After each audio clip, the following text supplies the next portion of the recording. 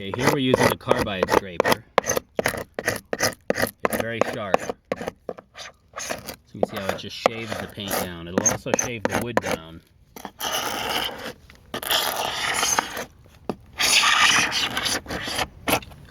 It's a hook scraper, so you use a pulling motion. Pull it towards you. That means that unless you go both ways, you're going to need to use a push scraper like a putty knife or 5-way.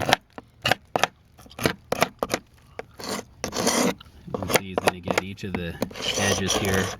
It's going to make spots like this, but you can continue to scrape on it and shave them down. It works well. If this thing hits metal, say nails or screws, it'll ding the blade. The blades are here about $8 a piece, so they are not cheap. You want to be kind of careful with them, so you don't want to just use them everywhere on your house.